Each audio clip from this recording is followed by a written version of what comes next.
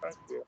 Só desejar boa tarde para todo mundo que chegou, o professor Fabrini, o Gilney, né, que a gente vai começar o segundo dia de apresentações aqui do nosso GT. Acho que se a gente continuar como foi ontem, acho que foi bem tranquilo. Ontem apresenta, né, quanto ao tempo assim foi bem tranquilo também. E aí a gente abre para algumas perguntas, sugestões, algo básico, e vamos passando as apresentações. Se alguém tiver alguma outra solicitação, fala comigo também, fala aqui entre as apresentações, se precisar apresentar primeiro, alguma coisa assim, a gente vai debatendo e dialogando, sem problemas. Então, só um pedido aqui, gente, só um minutinho. Assim como a Fábio, eu também tenho um requerimento para fazer uma antecipação na minha apresentação. Eu sou o penúltimo, só que eu tenho 2 audiências para fazer, às 16 e às 16h30. Eu posso ficar por último. Se tiver como dar uma adiantada no meu, não importa, um pouquinho antes para mim, se eu conseguisse apresentar antes das 2h30, seria, eu acho que um pouquinho mais interessante. E como eu não tenho prática nas apresentações, eu honestamente não sei como funciona a parte da apresentação aqui dos trabalhos, se tiver a possibilidade e a viabilidade de eu apresentar um pouquinho antes, eu agradeço. E aí, pessoal, o que vocês acham? Por vocês, tudo bem? Eu posso ficar por último aqui, eu vou ter que ficar até o fim do dia aqui mesmo. Beleza, então, gente. Então, vamos começar o trabalho da Fabiana, né, que é intitulado Os prejuízos previdenciários dos camponeses do acampamento Sebastião Camargo, em São Miguel do Iguaçu, Paraná. E aí eu peço para o pessoal que está na sala desligar o microfone, que não estiver apresentando, né? E que a gente possa correr bem a apresentação. Então, Fabiana, a palavra está com você. Você tem entre 10 e 15 minutos aí. Tá bom? Tá, ok, então. Se todo mundo vê o meu compartilhamento aqui, conseguem verificar? Para ver se eu estou fazendo certo aqui. Sim. Para mim, tá aparecendo ok para vocês? Isso, está apresentando já. Tá, já está apresentando. Maravilha, então. Então, eu vou iniciar. Como o Juscelino já mencionou, né, o meu artigo, no caso, os prejuízos previdenciários dos camponeses do acampamento do Sebastião Camargo, em São Miguel do Iguaçu. Ele é a pesquisa da minha dissertação de mestrado, né? Eu e o meu orientador, professor João Edmilson Fabrini, que está presente na sala, e a gente faz parte, então, desse grupo de trabalho 14, né, dos movimentos sociais de reforma agrária, assistência e resistência no campo.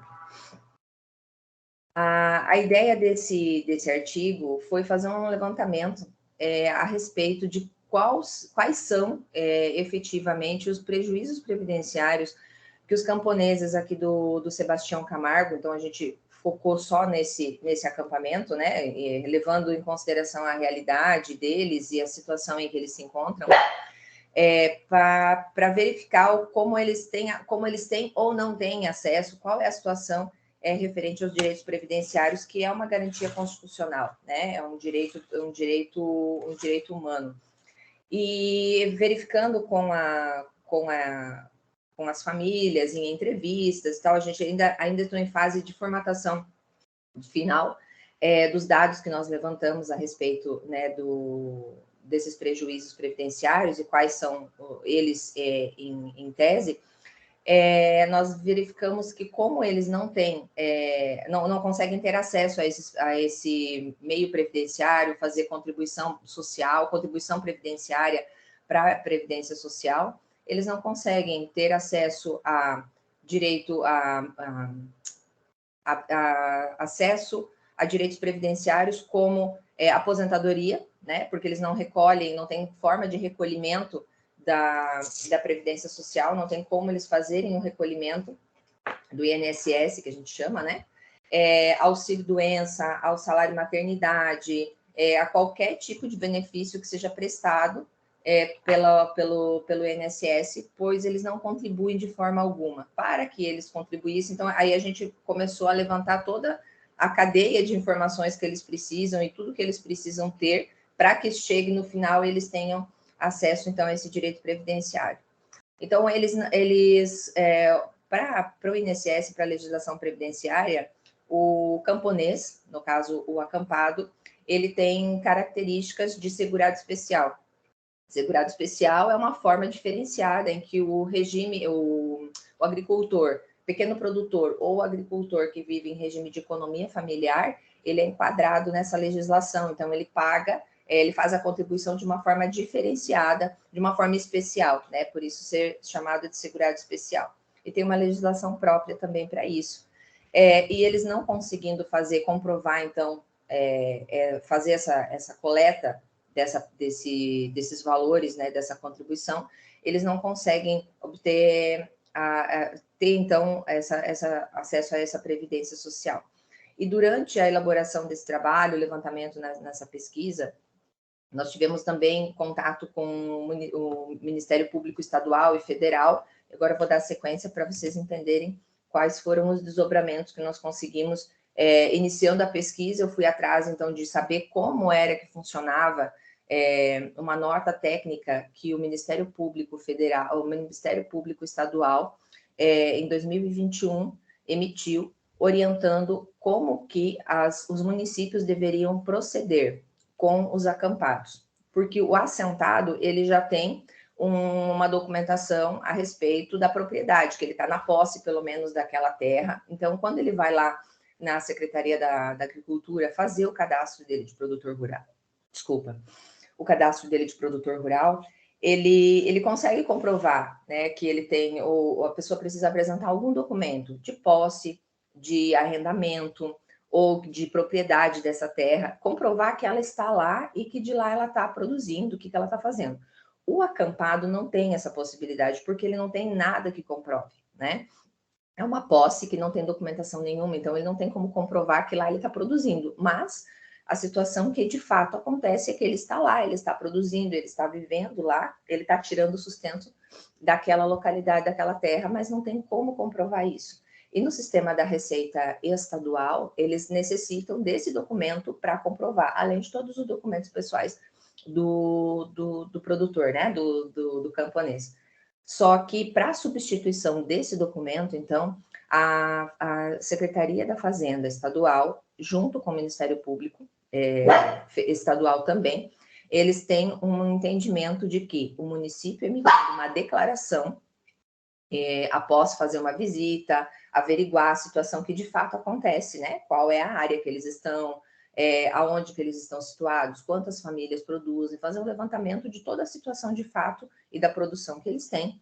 Emite-se uma declaração, essa declaração serve para comprovar, então, e substituir o contrato de arrendamento, o documento de posse e propriedade para inscrição, então, né, do cadastro do produtor rural. E assim eles conseguem ter acesso à nota de produtor, então, fazer emissão da nota e fazer a contribuição para o INSS e ter acesso, então, aos direitos previdenciários, né?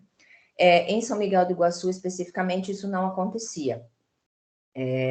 Os primeiros municípios que deram origem a essa situação e que conseguiram emitir as notas de produtor rural para acampados foi no município de Quedas do Iguaçu, né? Eles iniciaram esse procedimento lá, através da parceria do próprio município e do Ministério Público Estadual, Municipal, e conseguiram fazer com que funcionasse. Mas aqui no município de São Miguel do Iguaçu, a gente estava enfrentando uma resistência, por eles entenderem que não era possível e que isso traria algum problema depois de ordem fiscal, né, para o município, isso geraria outros problemas, então eles não queriam fazer a emissão desse documento e insistiam nessa situação.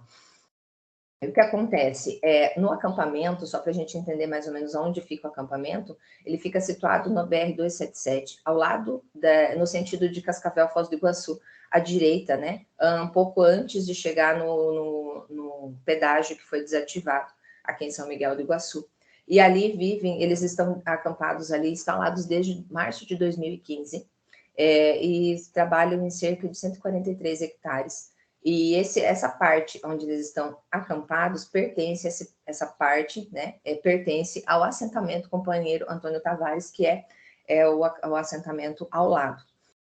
E hoje, então, assim, desde 2021, pelos dados do IBGE, eles ocupam uma área total, né, de 851 quilômetros quadrados de área ali. E essa área onde eles estão especificamente está sendo motivo de disputa judicial pela União e pelo INCRA contra os acampados. Eles têm uma ação para expulsar os acampados dali. Então, o próprio INCRA está junto com a União para fazer o despejo dessas famílias que estão lá. Aqui uma demonstração mais ou menos da área onde está o acampamento, né? Como na marcação amarelinha é onde eles estão ali eles produzem, eles têm uma horta muito grande de alimentos para doação. Então, eles fazem boa parte do que eles produzem ali, como eles não conseguem comercializar esses produtos, né, para o sustento deles hoje em dia, né, até o momento. Então, o que eles consumiam, o que eles produziam, atendia todo o acampamento, e o que excedia, na época agora de pandemia, que a gente teve bastante doação de alimentos, o acampamento Sebastião Camargo foi responsável por boa parte da doação de alimentos para outras comunidades, inclusive para as famílias carentes do município de São Miguel do Iguaçu, aqui da região. E essa horta atende a eles produzem. Daí ali tem também gado, frango, ovos, né? Então, tudo que eles precisam para a subsistência deles ali, eles conseguem gerar. E o excedente seria interessante que eles teriam a possibilidade de viver minimamente, dignamente, do que eles produzem ali. Só que o problema é na hora da comercialização, né? Eles precisam entregar para qualquer mercadinho, para qualquer quitanda, para uma feirinha, para algum lugar, precisa ter a nota fiscal, né? O proprietário do supermercado vai precisar de nota fiscal, eles precisam emitir. Então, às vezes, eles acabam usando um terceiro para fazer essa venda, e ali eles não conseguem fazer o recolhimento e a contribuição social, da Previdência Social também. Isso acaba trazendo um prejuízo para eles, esse é um dos grandes problemas que eles têm. Fizemos um levantamento de desde quando os acampados residem ali no acampamento, se já houve a necessidade de acesso à Previdência Social. Então, ali a gente pegou por amostragem, são em torno de 90 famílias, então nós pegamos 28 famílias para fazer esse levantamento, porque é bem homogêneo, sabe? As respostas, ali está todos praticamente na mesma situação. Então, a gente resolveu fazer por uma amostragem, porque as famílias são numerosas também, então o tempo de coleta de dados também seria bem extenso, e no final das contas, como é bem homogênea a situação das famílias, então nós não verificamos a necessidade de pegar todas as famílias.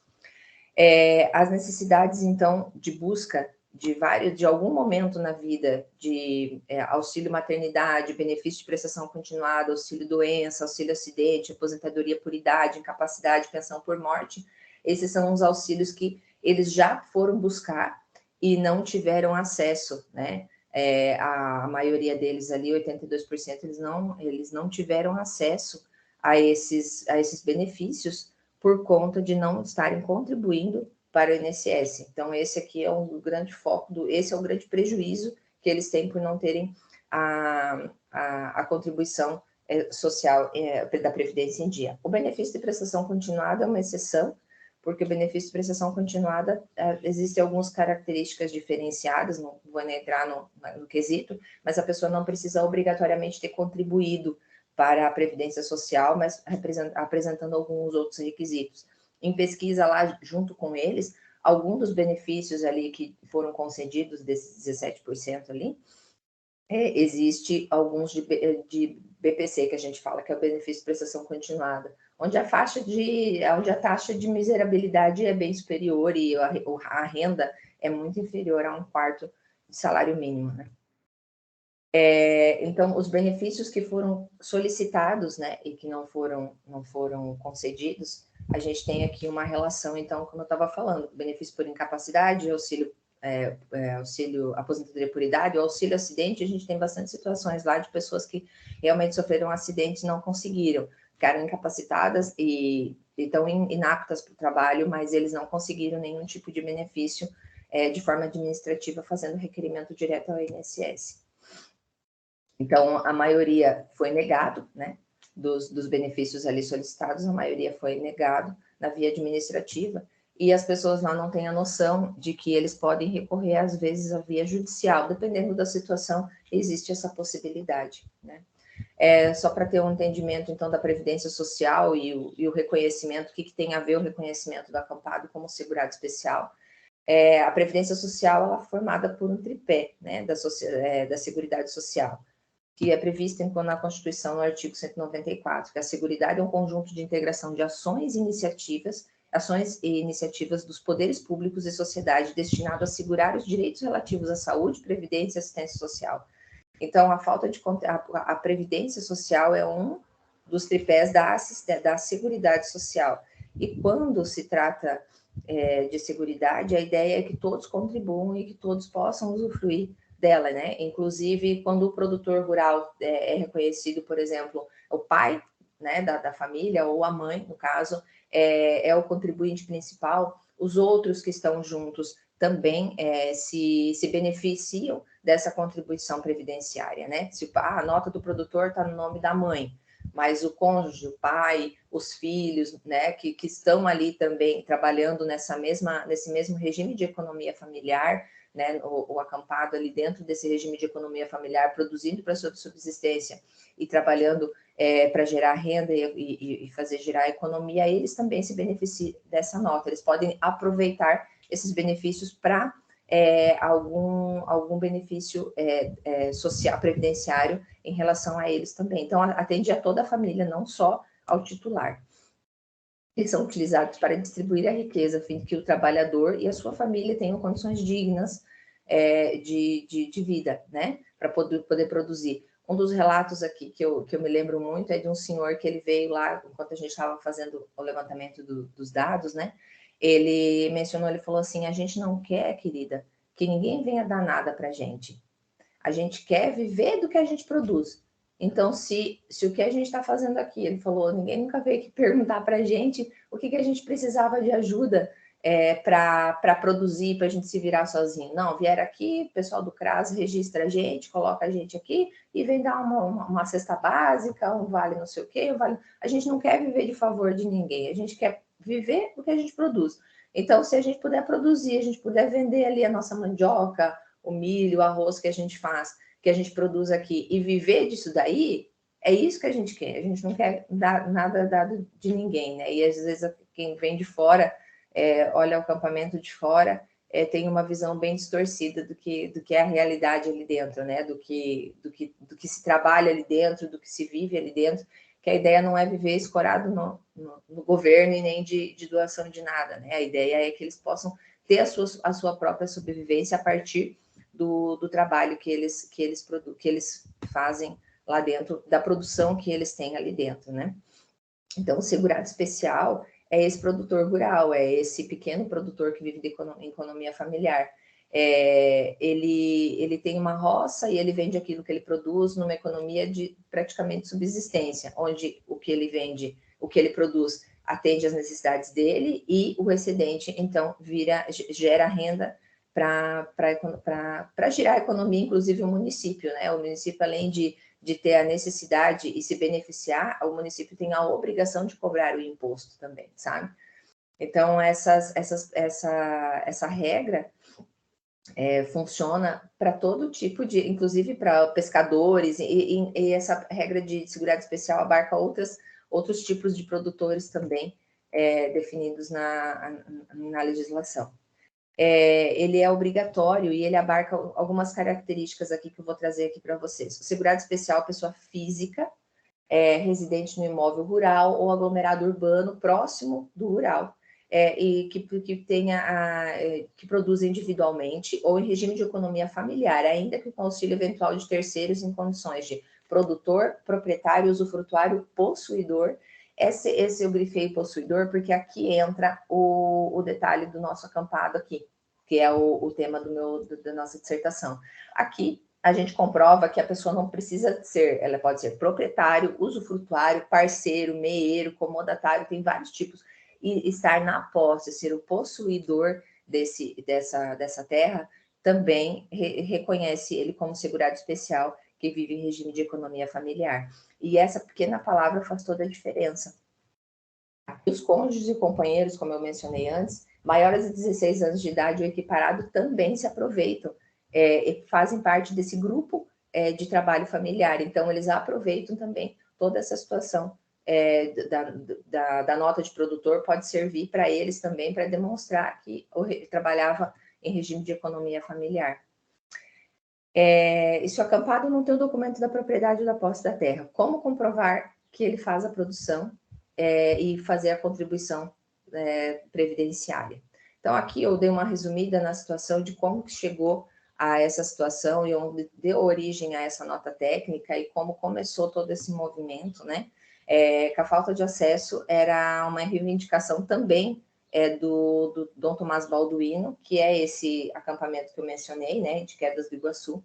Então, por um ofício do vereador Claudinei Torrente, que fazia parte do acampamento lá de Quedas do Iguaçu e estava sempre, né, na luta junto com o pessoal do acampamento, ele solicitou que o Ministério Público intervisse e fizesse alguma coisa para que fosse em face das regras impeditivas estabelecidas pela Receita Estadual do Governo do Paraná, para que, então, eles pudessem fazer essa comprovação documental, que é o que eu estava mencionando, que é essa possibilidade do produtor fazer o registro, o acampado como produtor rural ser cadastrado na Receita Estadual, né? Então, até um trecho da nota do Ministério Público, que chegou a informação de que esses trabalhadores rurais são obrigados a vender o fruto de seu trabalho de forma clandestina por falta de documentação e acabam sendo privados da aquisição de direitos sociais como aposentadoria, auxílio-doença e outros. Esse é um trecho da nota técnica do Ministério Público do Paraná, justificando, então, o procedimento, né, que é o procedimento da norma do procedimento fiscal 31 de 2015, que é da Receita Estadual, onde eles entendem que o possuidor é o proprietário, o acampado, então tem vez com foco nesse termo, e a nota técnica conjunta, então, do Ministério Público do Estadual do Paraná, fez, então, o ato de inscrição também, observando isso, porque isso foi uma das observações que foi mencionado num dos despachos do município aqui, dizendo que eles não poderiam dizer que o acampado X, o Y e tal, tem a posse da terra tal para fins de produção ou para reconhecimento, então, de produtor rural, porque eles achavam que isso poderia abrir precedente para que isso fosse depois argumento para uma possível disputa de posse judicial daquela terra.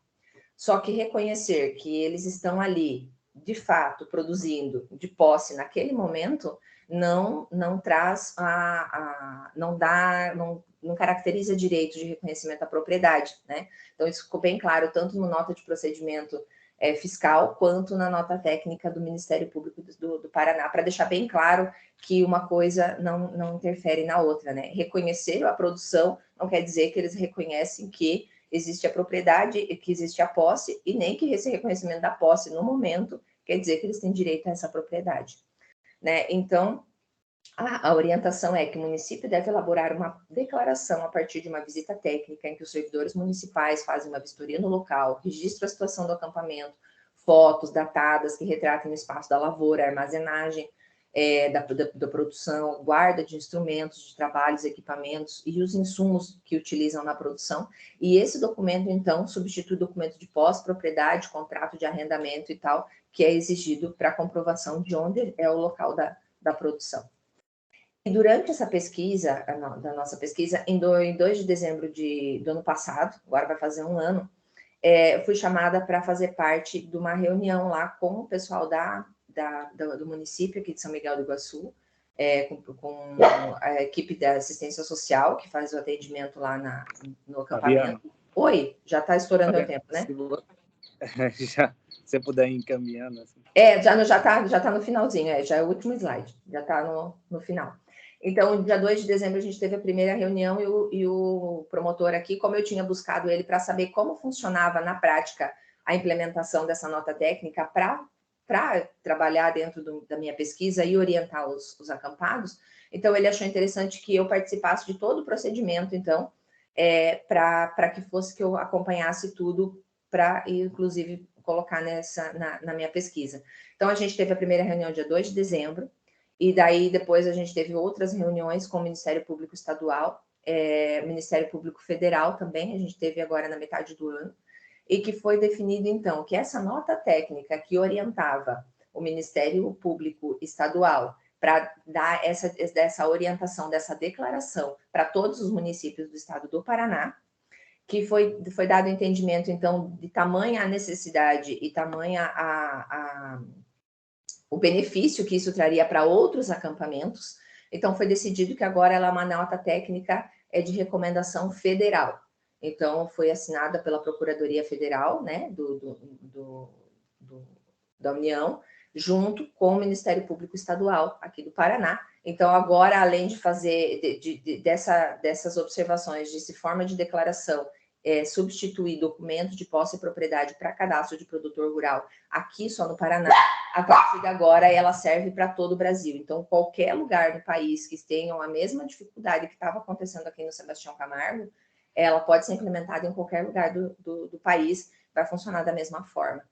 E após essas discussões, então, o município de São Miguel do Iguaçu resolveu, então, acatar o pedido do Ministério Público, então, que agora, então, se tornou uma nota federal, então eles atenderam aos pedidos, e agora, mês passado, já foram incluídos 7 famílias e acampados, já conseguiram fazer o seu primeiro CADPRO.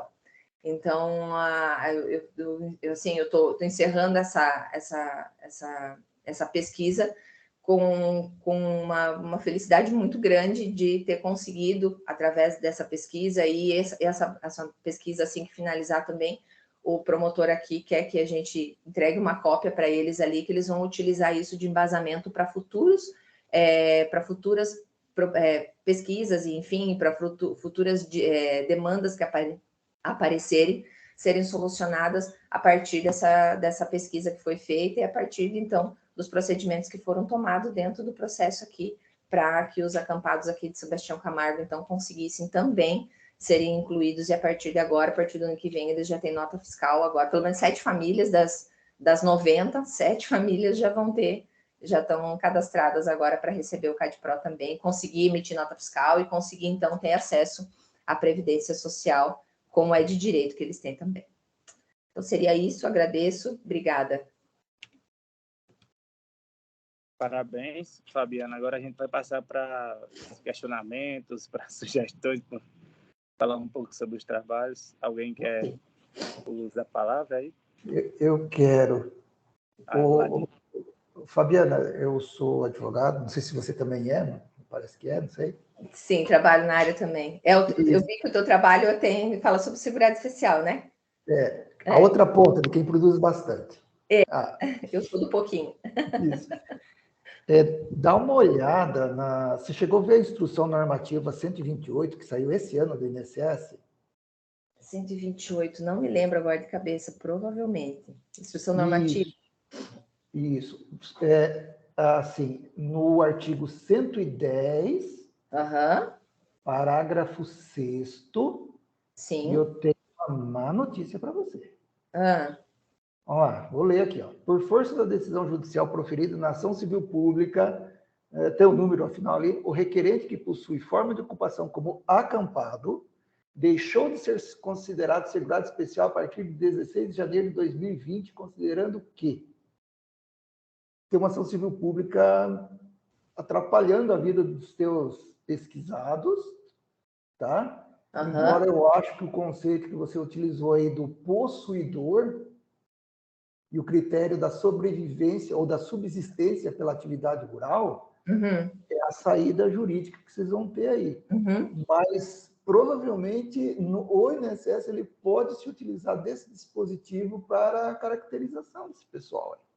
E a tua pesquisa eu acho que é muito importante para mostrar porque interpretação, instrução normativa, ela nada é com a interpretação da lei, embora eles estão sujeitos a uma ação civil pública, então eles estão cumprindo uma decisão judicial, que foi baseado numa portaria, se não me engano, que equiparava esse pessoal a segurado especial.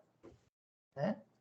Então, dá uma olhada ali. Tá, o debate vai longe, né? Mas eu só tomei nota aqui, vou verificar.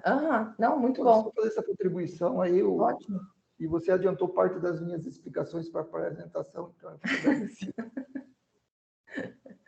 Obrigada, Di, obrigada. Nada.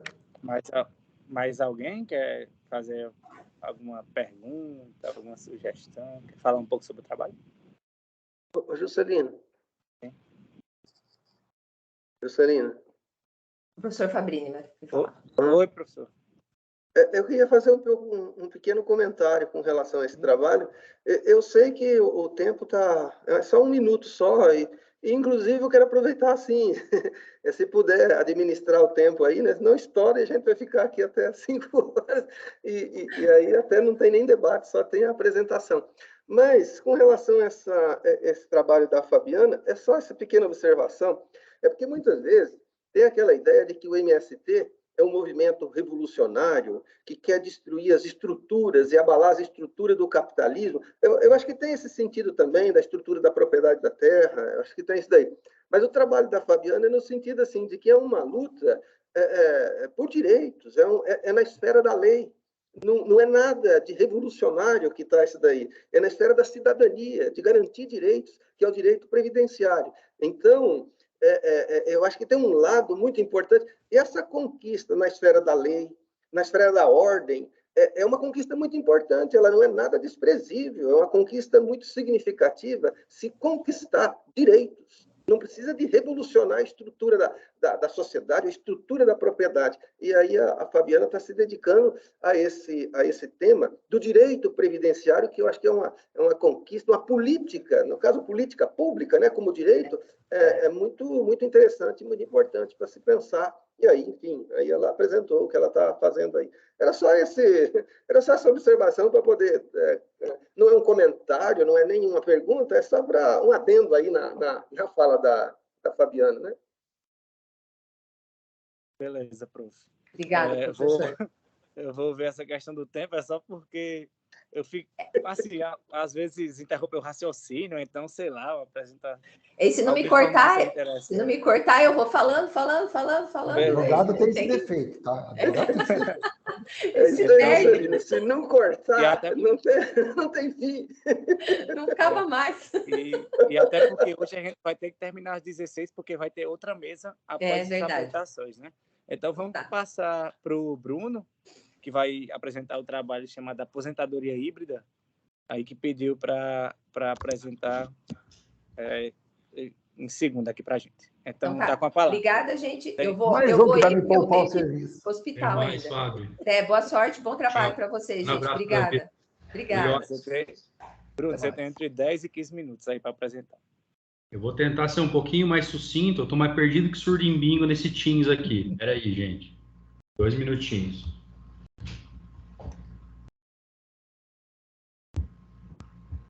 Aí na tela de baixo, na parte de baixo tem um bandeja de compartilhamento. Se for compartilhar alguma coisa, né? Na verdade, a minha apresentação, eu tenho até um slide, mas eu acho que não vai ser necessário, porque só tem a capa do meu trabalho, é um pouco mais tranquilo. Eu não pretendo me demorar demais. O meu trabalho também é na esfera previdenciária. Quando eu fiz esse artigo, ele já fiz há algum tempo, sobre o meu TCC, quando eu fiz ele, alguns anos atrás. Tranquilo, e acho que é uma discussão extremamente pertinente. Oi? Não, tranquilo. Então você pode começar aí a apresentação. Claro. Acho que é uma discussão extremamente pertinente, principalmente quando a gente trabalha homem do campo, agricultor, aí, a aposentadoria híbrida foi uma conquista social de extrema importância para essas populações um pouco mais vulneráveis. Mas vamos lá. A introdução da aposentadoria híbrida no sistema previdenciário brasileiro se deu através da Lei 11.718 de 2008. Foi ele que acrescentou o parágrafo 3º no artigo 48 da Lei 8.213, que trata sobre os benefícios de aposentadoria por idade. Até ao advento dessa lei, as possibilidades de aposentadoria que nós tínhamos era a aposentadoria por idade voluntária urbana e a aposentadoria por idade voluntária rural. Tá? A aposentadoria por idade voluntária, via de regra, você tem a necessidade de fazer uma contribuição de 180, você tem que ter a necessidade de fazer uma demonstração de 180 contribuições mensais, ou um período de carência de 180 meses, que é equivalente a 15 anos, conforme está lá no artigo 25 do inciso 2, se eu não me engano, da Lei 8.213. E, para tanto, quando você vai buscar uma aposentadoria voluntária por idade urbana, você precisa ter 65 anos se homem e 60 anos se mulher. É claro, a emenda constitucional de 2009 ali trouxe uma modificação no quesito etário para a mulher. Ele majorou isso agora para 62 anos, teve uma regra de transição que aproximou agora, está chegando a 62 anos, e para homens 65 anos. E nas aposentadorias por idade voluntária rural, você tem a possibilidade de fazer a concessão do benefício previdenciário com um redutor constitucional de 5 anos. Se eu não me engano, eu não me recordo agora o artigo da Constituição Federal. Posso repassar depois. Eu até tinha feito uma anotação, mas acho que eu me perdi aqui. Tem o redutor constitucional, então a possibilidade de comprovar a aposentadoria rural, existindo 60 anos se homem, 55 anos se mulher, com os 180 meses de contribuição também. No caso do rurícola, do agricultor, há necessidade de demonstração de atividade rural no período imediatamente anterior à data de entrada de requerimento administrativo, pelo menos isso é esfera administrativa, né, claro, no INSS, ou na data da complementação do quesito etário. Então, se a pessoa, depois dos 65 anos, vai lá, busca o benefício previdenciário, só que quando tinha 60, morava no sítio, trabalhava no sítio, conseguia comprovar todos os 180 contribuições, também há viabilidade de entrar com pedido de aposentadoria rural. Qual que é o grande tema referente à aposentadoria híbrida? Quando você, enquanto segurado da Previdência Social, não conseguir atingir o tempo necessário para a contribuição, para a comprovação do período de atividade do período da aposentadoria híbrida em si, o que nós víamos era aquela pessoa que ficava no limbo, tendo que contribuir por muitos anos ou complementar a contribuição previdenciária rural de uma maneira diferente. A aposentadoria híbrida consegue mesclar duas formas diferentes de contribuição, tanto para aquele que é o contribuinte individual, o contribuinte facultativo ou aquele que contribui com carteira assinada, mais do trabalhador rural. Até porque o trabalhador rural ele não verte efetivamente contribuições para a Previdência Social. Ele demonstra atividade do campo e existe uma outra previsão atuarial para fazer esse recebimento de verba previdenciária, de contraprestação previdenciária. Via de regra, todo benefício previdenciário existe uma contraprestação, do contrário do BPC-LOAS, que é um benefício assistencial, em que pese esteja na área de Seguridade Social, ele é um benefício assistencial, ele não é um benefício previdenciário. Todo benefício previdenciário carece de uma fonte de custeio. Então, vamos lá. Considerando que o benefício previdenciário de aposentadoria por idade híbrida está lá no artigo 48, parágrafo 3º da 8.213, de 91, num primeiro momento, o grande problema da discussão que se teve foi se poderia abrir esse benefício previdenciário para qualquer tipo de pessoa, para qualquer segurado especial da Previdência Social, seja ele proveniente de atividade urbana ou proveniente de atividade rural. Inicialmente, foi um grande problema, um grande impacto, porque na literalidade do artigo, do parágrafo do artigo, existia a possibilidade de concessão dessa forma de benefício somente para populações agrícolas. Então, o segurado especial deveria estar na condição de agricultor no momento da concessão. O X da questão é que, com essa interpretação, você limita o princípio da uniformidade e equivalência entre benefícios e serviços das populações, tanto urbanas quanto rurais. Houve uma discussão jurídica, uma discussão jurisprudencial, e se solidificou a possibilidade de concessão de benefício de aposentadoria híbrida para qualquer modalidade de segurado, seja ele urbano ou rural. auxiliando esse pessoal que do êxodo rural veio da agricultura, morar na cidade, não conseguiu contribuir por tempo suficiente e se utilizou daquele período lá atrás para fazer a concessão do benefício. Tá? E a principal finalidade hoje da aposentadoria híbrida e até o objetivo do legislador quando na edição da norma foi justamente esse: você gerar uma garantia constitucional, uma garantia legal para que esse pessoal que veio da agricultura, no movimento de êxodo rural dos anos 60, 70 e 80, conseguissem chegar depois com 60, 65 anos a se aposentar e ter um mínimo de paz social e entregar esse benefício previdenciário para essas populações mais vulneráveis, né? Como dito ali, os beneficiários hoje do benefício de aposentadoria por idade híbrida são dos mais variados. Consegue colocar qualquer segurado da Previdência Social, desde que tenha vertido contribuições para a Previdência, ou que seja agricultor, efetivamente. E os requisitos são: atingiu a idade necessária do artigo 48, 65 anos se homem, 62 se mulher, agora, até 2019, 60 anos para mulher, e possuir as 180 contribuições previdenciárias de qualquer uma das modalidades, sendo ele tanto com regime de carteira assinada ou como agricultor. Hoje a gente tem uma discussão jurídica que está bem complicada, que vem até para atrapalhar um pouco da interpretação, se bem que eu acho que em breve a gente vai conseguir uma pacificação, que é quanto à possibilidade de utilização desses períodos de atividade rural quando do período remoto, anterior a 91, que é sobre que a gente está falando aqui sobre o tema 1007 do STF. Esse tema ele fala quanto a essa possibilidade de reconhecimento de atividade rural realizado anterior a 8.203 de 91.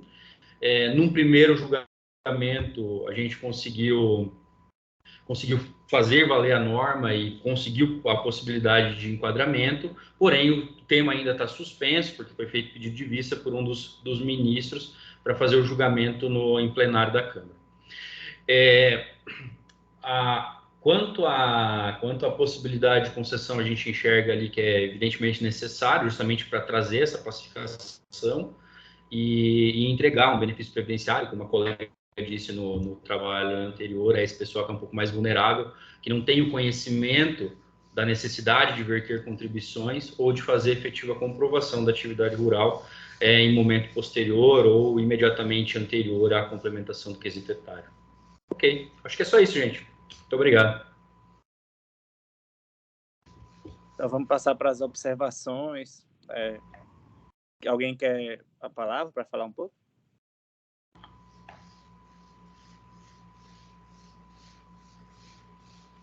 Bom, esse aí eu ia tratar um pouquinho lá no meu assunto, mas obrigado por eu ter adiantado a conversa. Doutor, no final não vai nem precisar apresentar.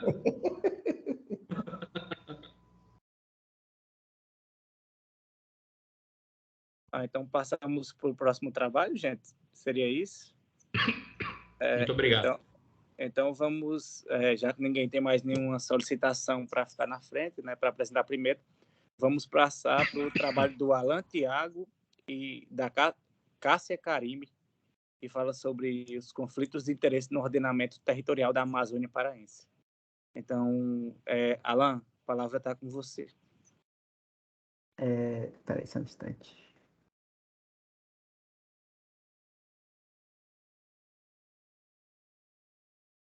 Tá aparecendo a apresentação? Sim, está aparecendo, mas não em tela cheia, né? O slide ainda não...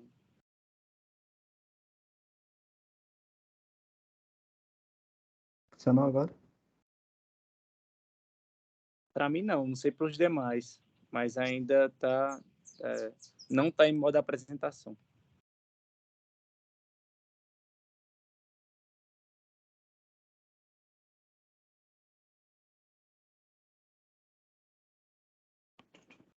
Só um instante, eu acho que a outra pessoa pode passar, que eu vou demorar, eu acho, um pouquinho.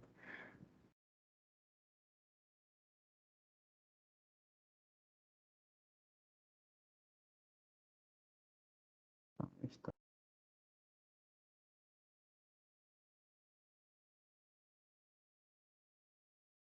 Mas acho que pelos demais não tem problema apresentar daquela forma, né? Acho que não tem muito problema quanto à apresentação, não. Vê aí como é que fica mais cômodo para você. Ele pode apresentar no modo... tem um esquema aí que dá para apresentar dentro, sem sair do próprio editor do PowerPoint. Esqueci o nome dele. Vou ver aqui.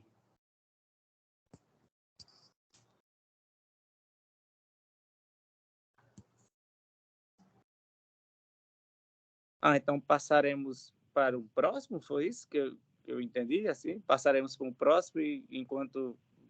não, acho que Deu certo? Não, deu certo.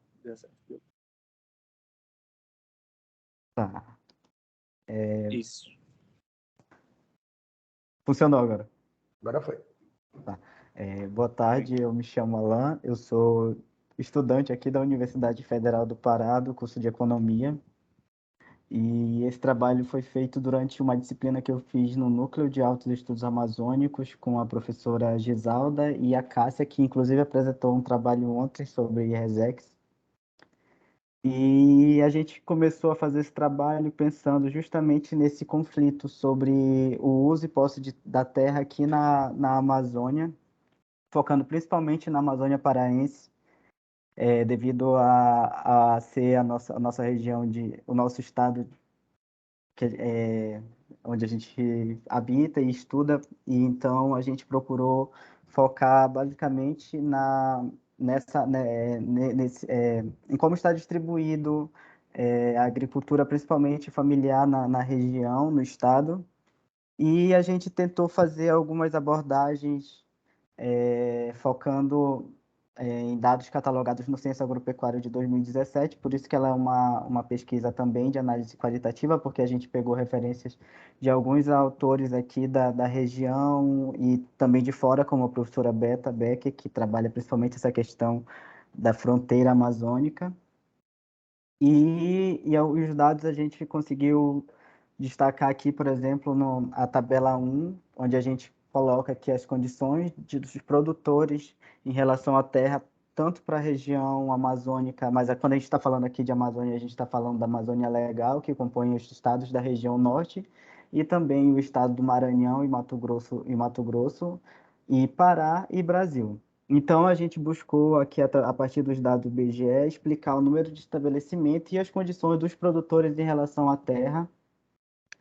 E a gente conseguiu mostrar que, por exemplo, para o Brasil, existem, segundo o censo de 2017, mais de 4 milhões de estabelecimentos em condições de produtores, onde destes, apenas 17,8, ou seja, esses 730 mil, estão concentrados na Amazônia, mas é importante destacar também que destes estabelecimentos, isso representa um total de 38,2% das terras em condições de proprietários em termos nacional, ou seja, são 120 milhões de hectares em relação ao Brasil, ou seja, isso é quase um quarto de terras regularizadas e registradas que estão concentrados na mão de proprietários aqui na região amazônica. E em relação ao Pará, esse valor também ele é meio que semelhante, meio que proporcional, onde a gente levou em conta também essa questão da proporcionalidade de terras, que a gente viu que, por exemplo, se formos dividir o número de hectares pelo número de estabelecimentos, a gente chega a verificar que a média de hectares para o estado do Pará e da Amazônia, eles são superiores ao número de hectares por estabelecimentos nacionais, onde, por exemplo, aqui na região norte, são 108 hectares por estabelecimentos, e na Amazônia 165, ou seja, um valor consideravelmente alto, enquanto que a média nacional ele fica configurado em 76 hectares. Outra observação aqui que a gente achou interessante colocar foram dividir os assentados em uma categoria e outras condições que dentro dessas outras condições estão os arrendatários, parceiros e ocupantes, e produtores sem áreas. E os assentados são aqueles que a gente conseguiu identificar que eles estão em processo de regularização da terra e em breve, dependendo, atualmente, quem sabe, estejam junto dessa categoria de proprietários. O gráfico, a primeira figura aqui também que a gente colocou para essa apresentação, ela diz respeito a duas categorias dentro do censo agropecuário, que diz respeito ao pessoal que ocupa os estabelecimentos agropecuários e o pessoal que ocupa o estabelecimento com laço de parentesco com o produtor. A gente achou interessante colocar essa análise justamente porque na configuração da Amazônia, alguns autores, como, por exemplo, o professor Francisco Costa, aqui do NAIA, ele divide os agentes econômicos amazônicos em duas categorias: os agentes camponeses familiares, que têm essa caracterização centrada na família, nos processos decisórios, e também nos agentes patronais, que são aqueles que dependem do trabalho assalariado, alguns empresários, e que buscam a eficiência marginal do capital, ou seja, buscam a questão do lucro.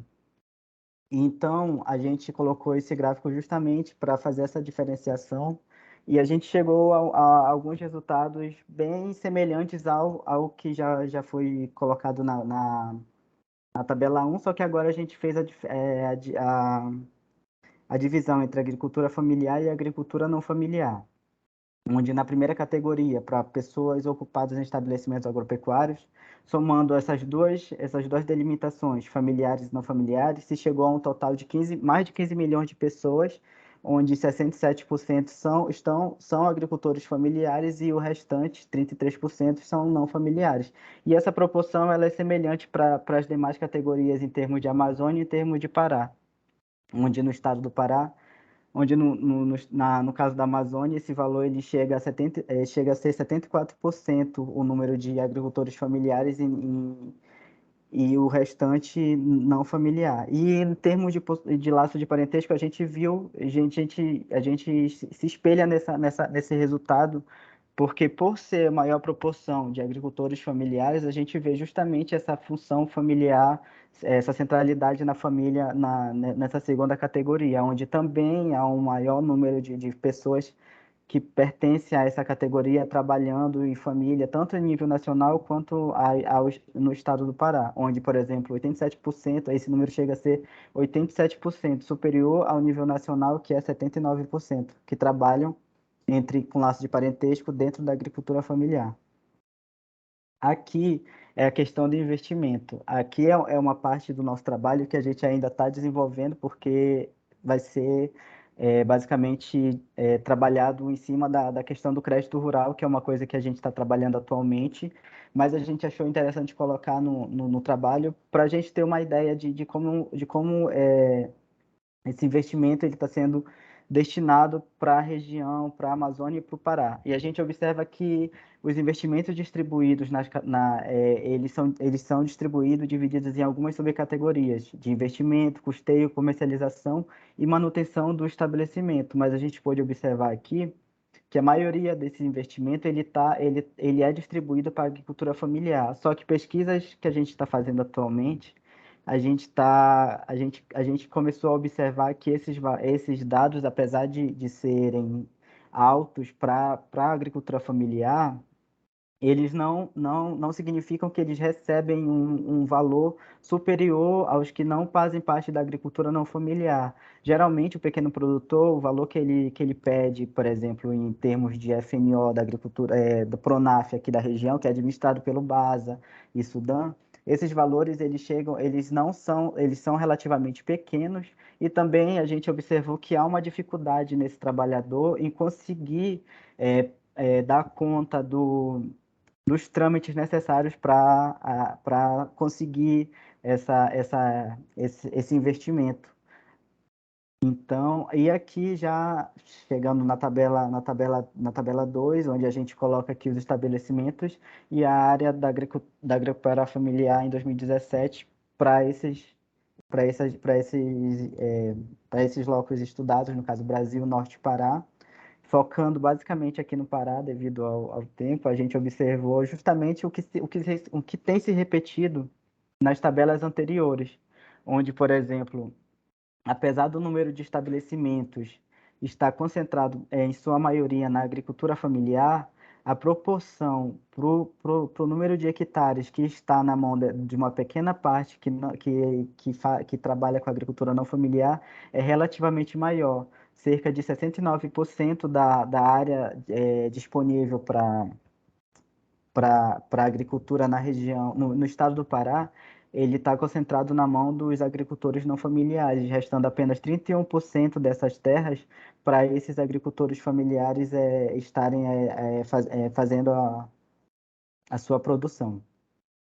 E finalizando a parte da demonstração dos dados, a gente colocou, acho interessante também colocar a condição da agropecuária familiar em relação à terra só para o estado do Pará, onde a gente já esperava esses resultados, basicamente é o mesmo que se tem anteriormente, só que com uma diferença.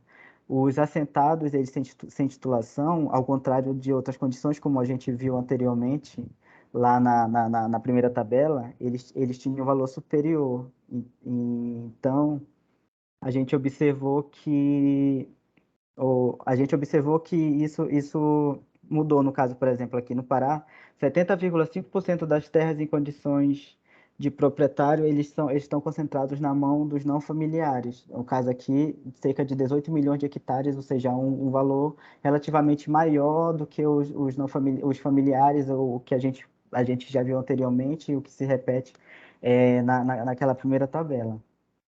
E o que a gente conseguiu chegar no consenso, conforme a gente foi lendo e elaborando o trabalho, foi que a Amazônia ela ainda é vista como essa economia de fronteira que é trabalhada por muitos autores, como a professora Beta Beck, que dedicou uma parte da sua obra a essa questão, mas só que ela defendia também que ela tem que deixar de ser vista como uma economia de fronteira que é explorada para fins externos, e ela passa a ser vista também como uma fronteira de capital natural, que ela haja como parte de uma revolução científico-tecnológica, onde a partir daí se possa chegar ao que nós chamamos de desenvolvimento sustentável, só que esse desenvolvimento sustentável ele só seria possível para a nossa região amazônica se ele fosse compreendido por uma mudança das concepções teóricas e dos modelos de política de desenvolvimento que a região amazônica ela vem sofrendo, que tem sido orientada principalmente durante desde a década de 60, 70 até o período atual para uma política de ocupação, de exploração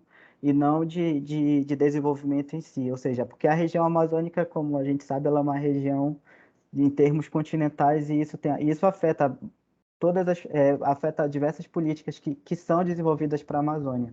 E a gente tem que observar também que há diferentes grupos de produtores amazônicos concentrados na região. Ou seja, também é necessário que alguns elementos para esse desenvolvimento eles precisem de ações que levem a considerações de especificidade de cada um desses produtores, que posteriormente levariam a um aumento e uma melhoria nos resultados de produção e também de desenvolvimento para o território da região.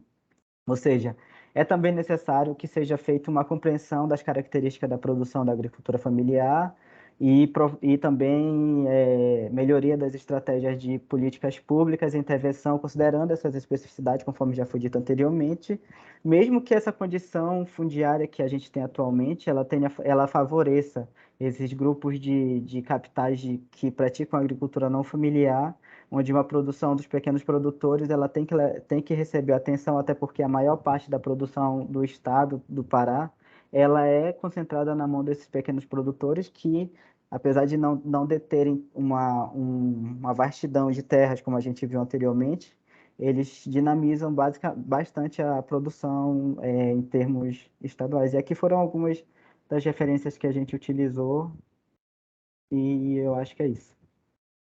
Bem rápido.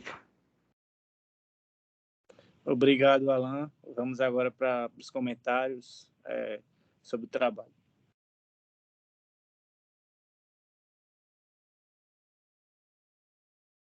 Bem, então, já que não temos comentários, passaremos para o próximo trabalho, que é o trabalho da Jaqueline Mendes e do Júnior Chaves Rodrigues, Então, se algum dos dois tiverem, se um deles estiverem aqui na sala, por favor, que se pronuncie. Deixa eu ver. Opa, o boa Júnior está tarde. aí, né? Boa tarde, Júnior. Boa tarde a todos e todas. Compartilhar aqui, então. Sim. Você tem entre 10 e 15 minutos para a apresentação. Boa apresentação. Tá bem, obrigado. Boa tarde a todos e todas. Eu me chamo Júnior Chaves Rodrigues. Esse trabalho foi feito também com Jaqueline Mendes e com o professor Johnny Ross. Sob o título Expansão do Capitalismo na Agricultura e Arrendamentos de Terras, os desafios da reforma agrária na mesorregião oeste paranaense. De início, então, esse resumo, ele expandido, ele é resultante da dissertação de mestrado que eu elaborei a partir do programa de pós-graduação em agroecologia e desenvolvimento rural sustentável da Universidade Federal da Fronteira Sul, campus Laranjeiras do Sul.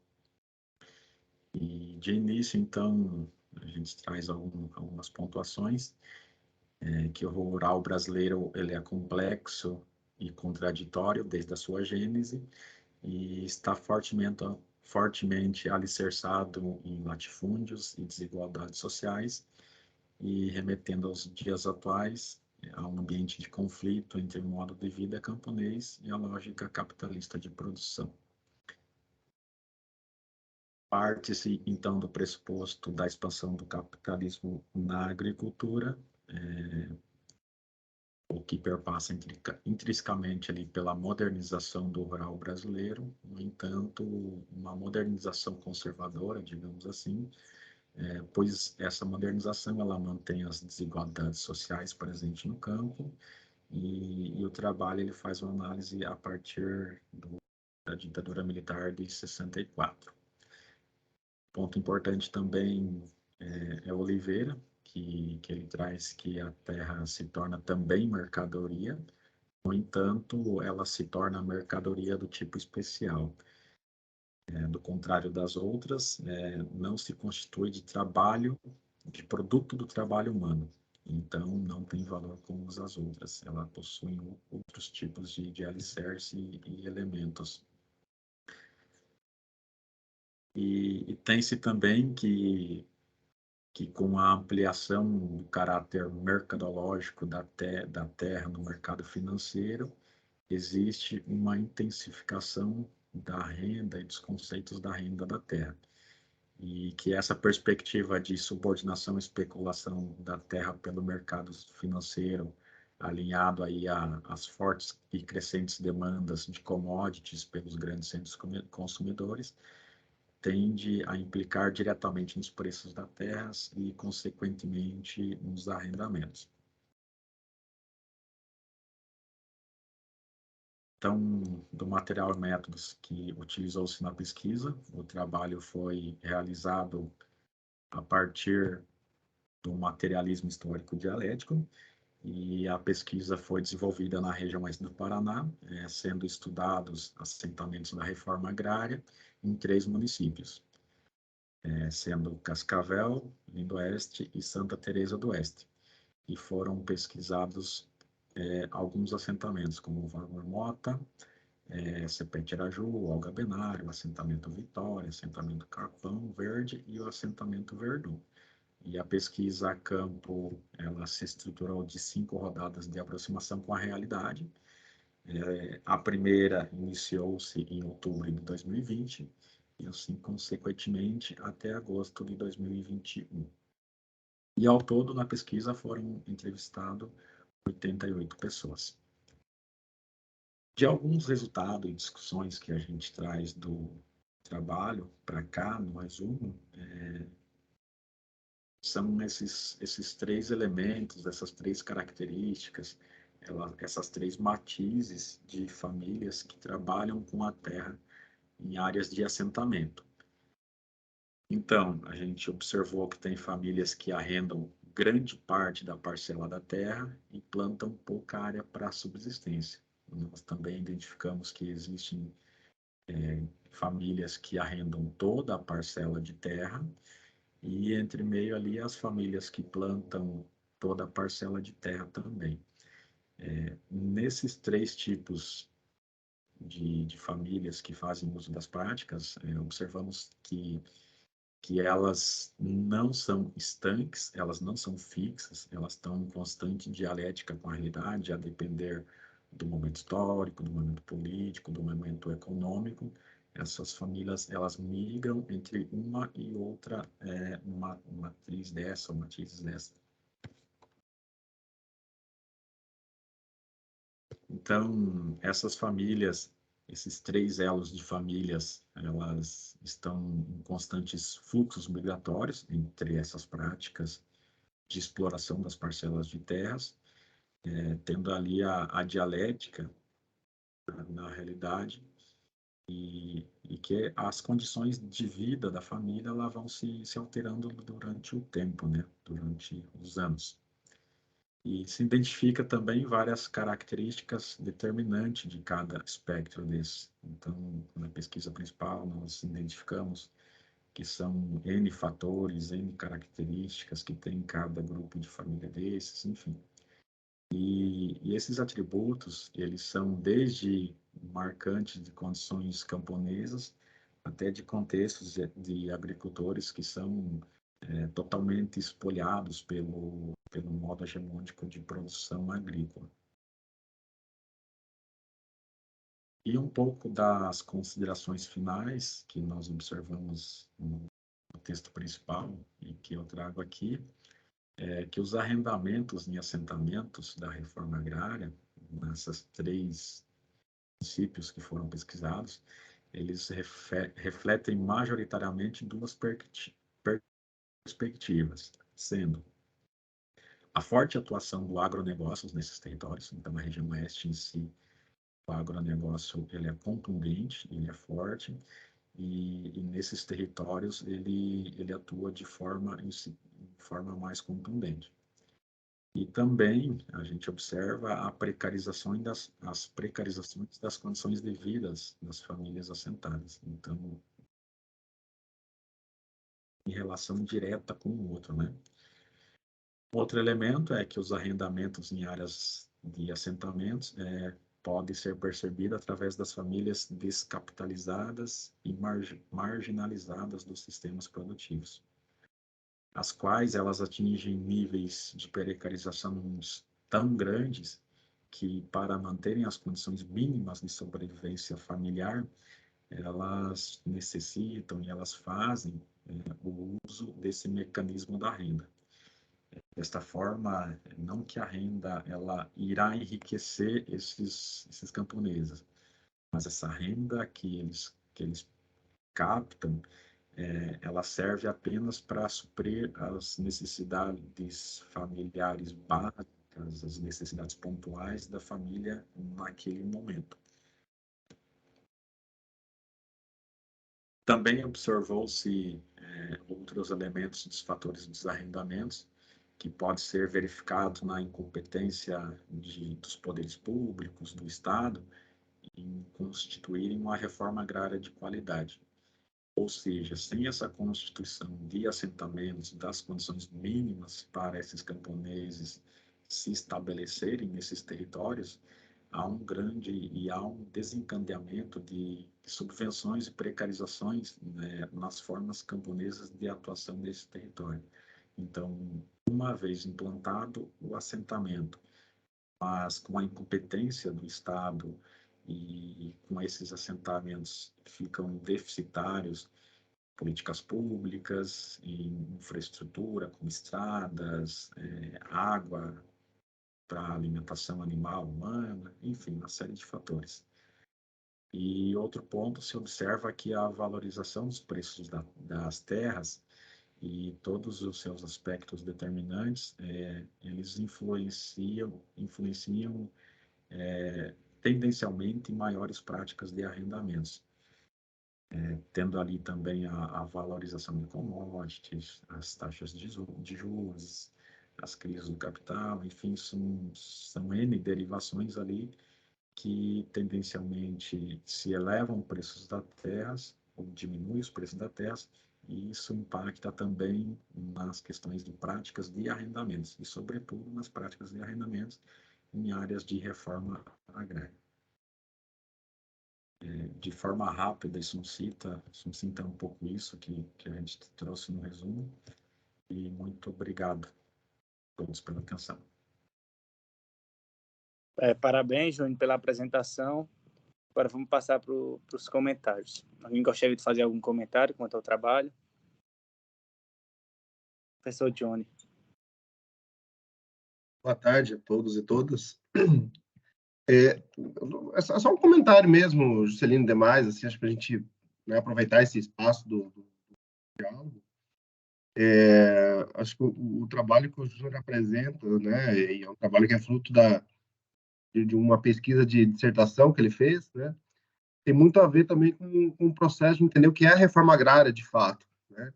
Então, de buscar entender todos esses processos que estão vinculados a pensar a reforma agrária, né? Porque há sempre um olhar genérico de todo o processo, né? Da parte da direita, daqueles que são contra a reforma agrária, por exemplo, de que os assentados arrendam as terras, eles fazem, né? Estão vendendo, aí eles só querem saber de pegar o dinheiro, enfim. E eu acho que o que o Júnior faz é justamente tentar, nesse trabalho, né? Acho que aqui é uma amostra só, mas como é fruto da dissertação dele, é olhar um pouco mais amplo disso, né? De entender que essa reforma agrária ela tem alguns percalços, né? Algumas questões que não estão bem esclarecidas e que essas condições levam esses sujeitos também, em muitos momentos, a ter que arrendar suas terras, né? O que também não é definitivo, como ele colocou, né? É um processo que ora o sujeito arrenda a terra e tem outros momentos esse mesmo sujeito não arrenda a terra. Então, é cíclico esse processo, ele pode modificar. E também uma forma de que, muitas vezes, o sujeito, por não ter as condições, né, devido ao mesmo processo de reforma agrária, às vezes o próprio processo de acampamento, que é muito longo, né, o sujeito não tem as condições adequadas, e aí não tem a participação do Estado também para que ele possa, né, criar condições adequadas nessa terra. Então, ele leva a essa estrutura do arrendamento, né? Então, assim, é só um comentário para dizer que é um pouco além de querer olhar ou melhor, a perspectiva é fugir do senso comum, né? Esse senso comum que está posto em muitos momentos como algo assim, olha, era renda, ou a própria esquerda faz uma crítica muitas vezes, né, nesse processo. Então, assim, não, é para olhar para que esse sujeito, esse camponês, tem muita coisa que interfere ali no meio e que passa essas relações, e que o arrendamento não significa necessariamente deixar de ser camponês também, né? Então, acho que essa é uma parte interessante, assim, desse trabalho, né? É isso. Professor João. É um pequeno comentário também, Júnior, Juscelino também, todos, né? Então, Júnior, eu não sei se você já viu, tem um livro do Zé de Souza Martins, é chamado Sujeito Oculto. E nesse livro, ele fala que os camponeses assentados, os sem terra, eles querem terra também para poder arrendar e para poder vender. Ele fala que eles querem terra porque querem a renda da terra também. Do jeito que os fazendeiros, o latifundiário, ele está interessado no rentismo e na renda, aí ele fala que os camponeses dos assentamentos, da reforma agrária, também reproduz, também quer essa mesma ideia. Ele quer terra para poder arrendar. Essa é a ideia dele, né, do sujeito oculto, né? Mas a questão é que eu fico pensando assim, será que esse sem terra assentado, ele também não reproduz essa ideologia dominante do latifúndio? Será que ele não... Esse camponês assentado, que é o que garante a produção de alimentos para o Brasil, não só o assentado, né? Mas esses camponeses, os camponeses de modo geral, mas os da reforma agrária, que pega aquelas terras abandonadas do latifúndio e faz aquilo tudo virar terra de produção. Será que nesse meio não existe uma reprodução da ideologia dominante? E a ideologia dominante é o quê? É terra para poder obter renda. Aí ele arrenda ou então vende, né? Então, é só nesse sentido assim, será que os camponeses dos assentamentos, eles também não reproduzem a ideologia dominante, no caso, a rentista, né? Que é o que o Zé de Souza Martins fala na ideia dele, né? Mais alguém deseja fazer algum comentário? Eu gostaria de fazer uma pergunta para o Júnior. Júnior, naquele gráfico que você mostrou lá dos 3 círculos, aquele pessoal que arrenda toda a parcela, nesse período, não sei se vocês fazem alguma atividade, e junto com isso eu pergunto para você, eles sobrevivem do que o arrendatário paga? Ou não chegou a essa investigação? Sobre os que arrendam toda a parcela de terra, na dissertação está um pouco mais descrita no trabalho completo. Eles arrendam toda a parcela de terra e grande maioria saem trabalhar em empresas fora. Em alguns assentamentos pesquisados desse, o exemplo do Vômer Mota, Santa Terezinha, Cepete Araju, Volga Benário também, eles circunvizinham cidades grandes, como Cascavel, Santa Teresa ali, então tem essas fábricas perto. No entanto, existem também camponeses e famílias, né, que eles arrendam e alguns ficam também e tentam sobreviver somente desse arrendamento, não vendendo a sua mão de obra na cidade. Tem também aqueles que arrendam e são aposentados. Aí entra naquele velho debate lá de sucessão, enfim. Então, dentro desse espectro de famílias que arrendam toda a terra, a gente observa que tem vários outros que dariam ser estudado com mais afinco e tal, e é bem importante, assim, bem legal de ver. Eu fiz essa pergunta porque tem até a ver com o que o sujeito, desculpe falar o nome, o que apresentou sobre a aposentadoria híbrida, ele falou, e aquela nossa primeira colega lá, porque uma coisa, esses proprietários que arrendam a terra, eles perdem a condição do segurado especial. E esse período de arrendamento, eles ficam descobertos pela Previdência Social. Vê que às vezes essas alternativas, elas acabam impondo algumas implicações de longo prazo, que são potenciais futuros não cobertos pela Previdência Social, principalmente esses que só têm a renda, que é uma renda de capital, aquilo que o professor Fabrini está falando, né? O arrendamento é uma renda de capital, não é uma renda de atividade, né? E a legislação previdenciária, ela impõe, olha, você vai arrendar tua parcela de terra, metade dela, não pode ser mais que a metade, e ainda assim o outro arrendatário também tem que ser agricultor familiar. Não pode ser um grande produtor, um sujeito aí que praticamente tem um esquema empresarial de produção, né? Então, existe são pequenas nuances que a gente, aos poucos, se juntar, temos um problema social cedo ou tarde aí pela frente. Mas obrigado pelas respostas. Professor Johnny, quer falar ou deixou a mãozinha levantada? Sim. Não, só complementar, assim, acho que é importante que também essa questão do arrendamento, quando se trata de assentamento, em grande parte ela é um assentamento, assim, um arrendamento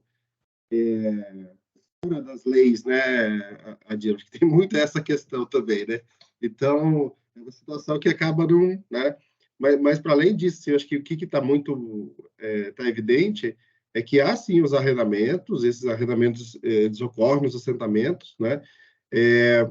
Mas não é uma questão assim que muitas vezes o cara arrenda a terra toda. Ocorre essa forma, evidentemente, mas isso não é o predominante, por exemplo, né? Então o cara arrenda uma parte, mas tem uma grande parte também que é em termos ele destina ao consumo dele, as coisas dele, então assim, então tem vários tipos. Ele arrenda de repente a parte mais agricultável, né? E o restante ele utiliza para, né? Mas só para salientar isso, acho que é uma coisa que corre por fora, né? Não é uma coisa assim, digamos, regulamentada juridicamente e tudo mais pelas. Não, existe de tudo aí. Isso aí, para a alegria dos advogados, né? Então, E a outra coisa, assim, acho que o Fabrício tocou num assunto muito interessante, assim, né, dessa questão do sujeito oculto, né? E é isso, eu lembro que eu provocava o Júnior em vários momentos, assim, que é essa questão de pensar esses processos, né? Eu acho que esse é um grande desafio que está aí ainda nesse processo de amadurecer, de entender, né, será que é o mesmo sujeito, será que ele também não é consumido por essa ideologia, qual que é a situação que leva a ele? Então, acho que esse é um grande trunfo aí que eu deixo a bola para o Júnior, que está envolvido direto com o trabalho aí para... Sim, então passaremos para o próximo trabalho, que agora é o trabalho do Adir. Você pode fazer a apresentação, Adir, você tem entre 10 e 15 minutos. Vamos aqui.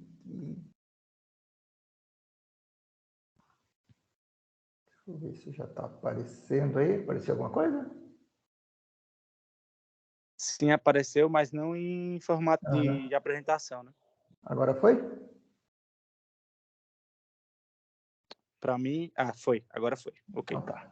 Eu estou nos equipamentos improvisados aqui, não está muito legal.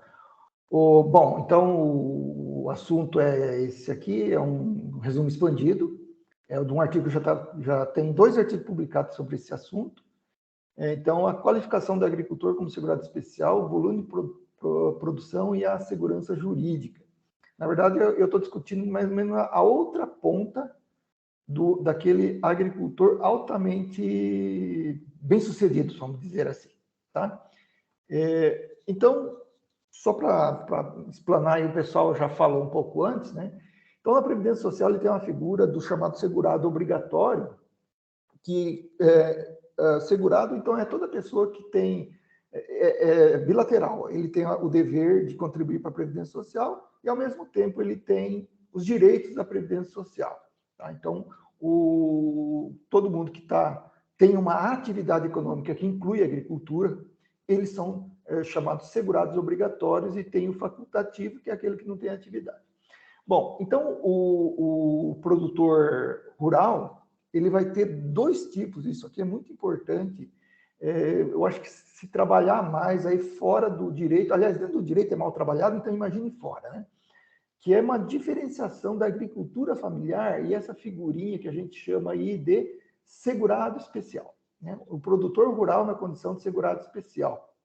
Então, o que importa para essa figura? Então, ele tem que ter a atividade como meio de subsistência, é diferente de lucro, então, por isso que eu acabei de comentar a questão da renda, do arrendamento, não é atividade de subsistência, e cuidar que não é o mesmo que a agricultura de subsistência. Tá? A atividade ela vai ter um sinônimo de trabalho e vai ser um meio que vai subsistir ele aí. Né? Então, tem que ser uma pequena propriedade, a qualquer título, então, arrendamento, aqueles títulos que já foi comentado aí pelos outros colegas. É limitado a 4 módulos fiscais aqui. Não é aqueles módulos fiscais nominais, aquele da escritura da terra, mas é o de efetiva exploração, tá? Porque é uma finalidade fiscal, tá? E não patrimonial, por isso que tem esse nominho aí, né? E ele pode ter, então, até ter empregado temporário, necessariamente temporário, e pagar até 120 dias de salário por ano, não por empregado. Isso aqui é a quantidade de salário que ele pode pagar por ano. Ele pode ter 120 empregados, eles vão trabalhar um dia só. Tá? E aí, a pluriatividade, ela é permitida, mas desde que seja de complementação da renda. Então, o importante é que a subsistência, tá? Faltou a pluriatividade, vamos imaginar o turismo rural. Faltou ele continua sobrevivendo pela atividade rural. Tá? E aí tem 2 modos, que é o modo individual e o modo em regime de economia familiar. Então, pequena propriedade, a atividade de subsistência feita por uma sociedade familiar, o vínculo não é contratual, é um vínculo de natureza do direito civil, do direito de família, né? É a hierarquia do pai e mãe ali em relação aos filhos e todo o direito de família junto aí. Então, o regime de economia familiar, ele é totalmente distinto da figura da agricultura familiar. Tá? E esse é um negócio até que eu meio que insisto, porque gera um monte de confusão.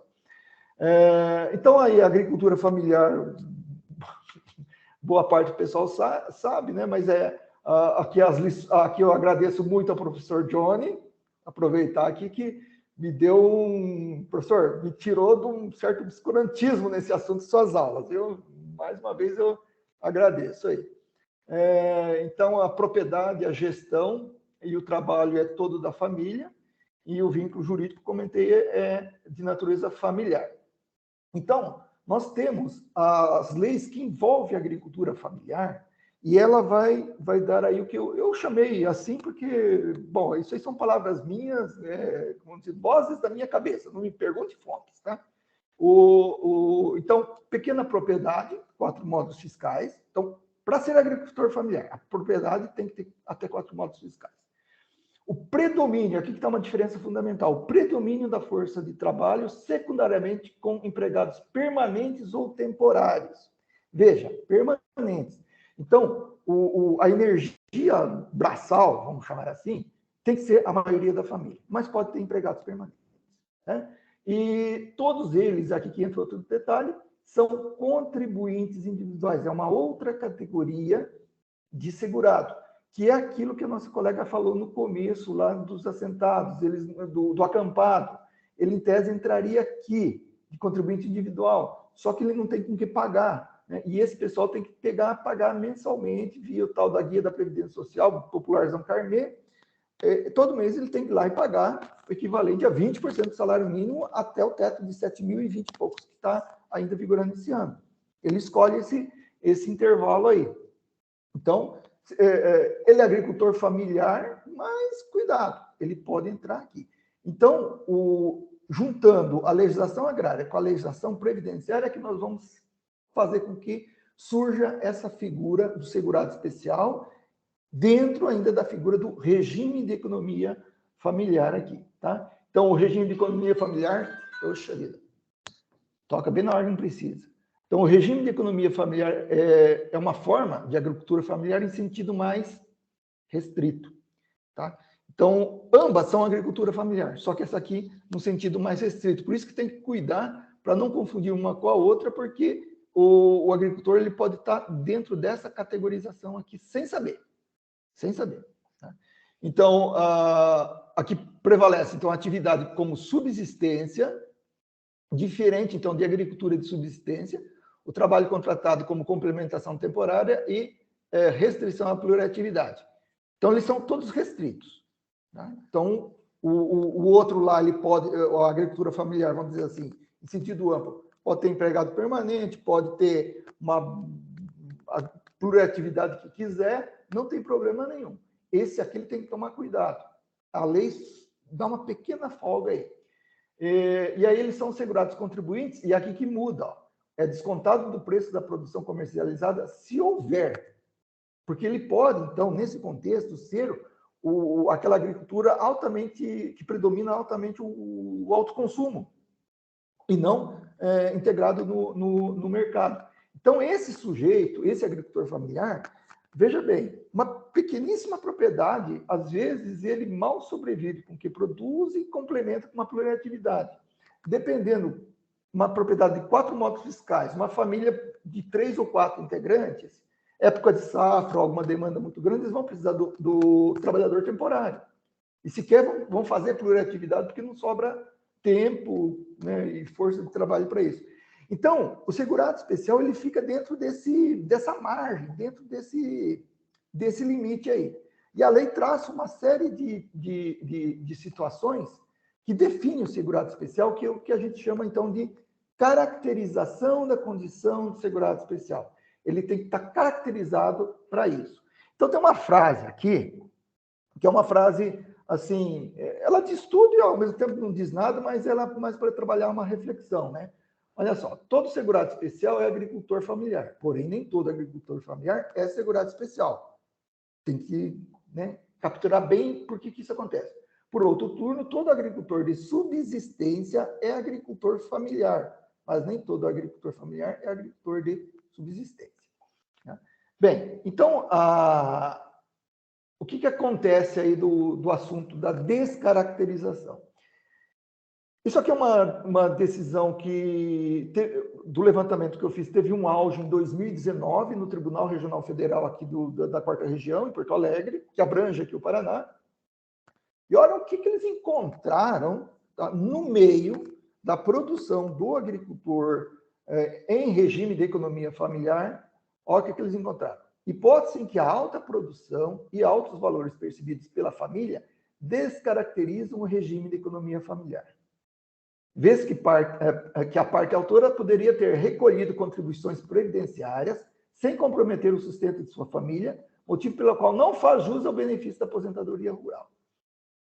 E aí que está, como é que com esses julgadores eles estão olhando a caracterização, eles estão olhando pelo resultado da atividade. Enquanto que a lei fala que a caracterização é a atividade como trabalho. É bem interessante isso. Então, aí eles estão enxergando, nós falamos só dos coitados até agora, que é o pessoal ali que teve que arrendar terra, que está acampado, etc. Mas esse agricultor, que ele atinge um grau com a sua família de produção, que é o objetivo do desenvolvimento, que inclusive está no artigo 11 da Lei 8.213, que é o do regime de economia familiar, quando ele chega no patamar que é o sonho, né, acontece essa desgraça aqui. Tá? Isso aqui é altamente contestável, não, mas é contestável. Adi, Oi? Adi, você tem 1 minuto. Estou terminando. Né? Então, o princípio da segurança jurídica é que a lei deve dispor de meios para isso, né? Então, deixa eu só chegar aqui.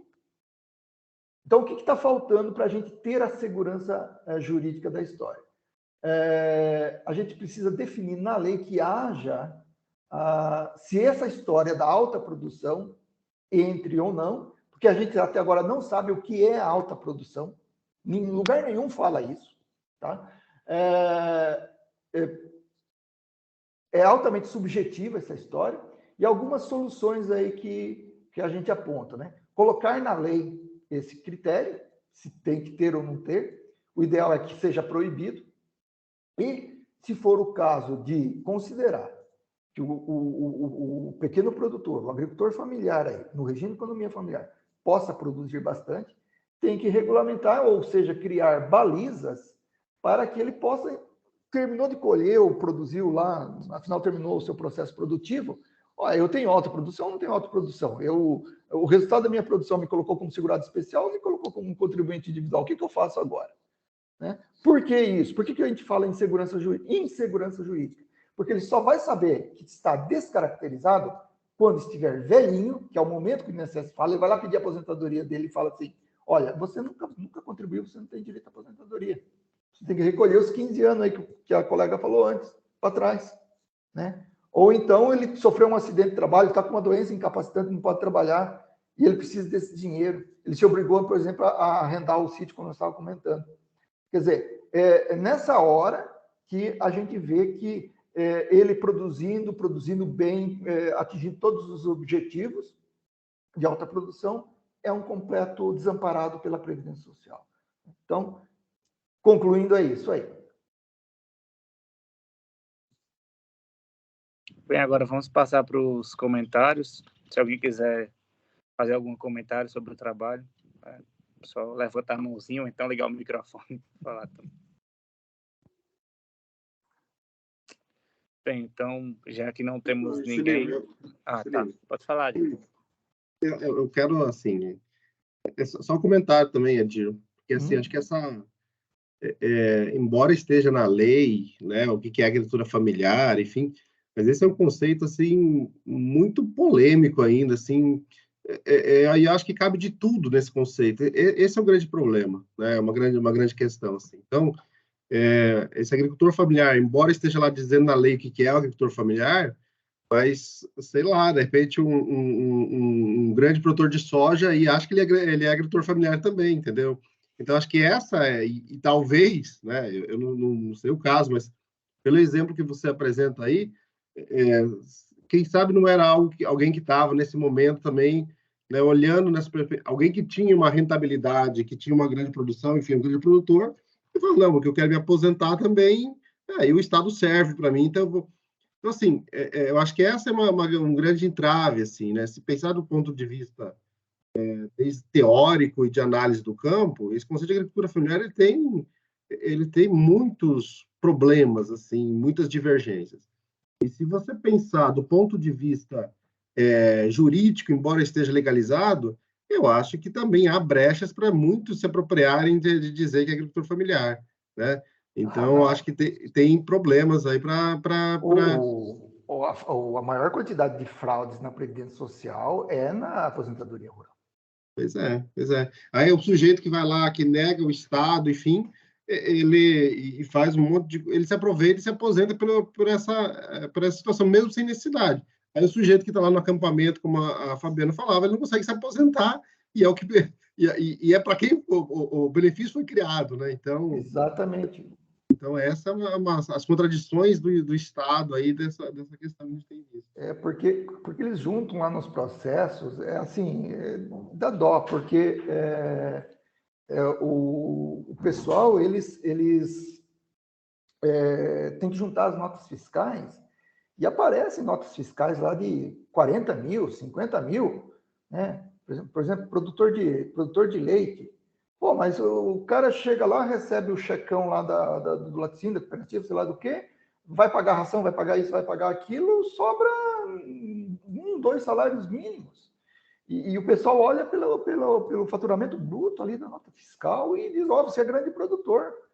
Uhum. Né? E assim,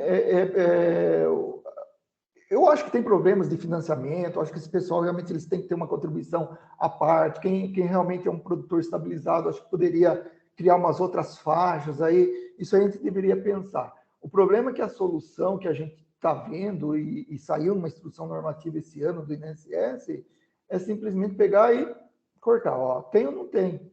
Né? E aí, nesse tem ou não tem, esse julgamento altamente subjetivo e abstrato, porque o que é alta produção? Né? Aquela história, nós temos que ter um parâmetro, nós temos que ter uma baliza. O que é alta produção? Ninguém sabe.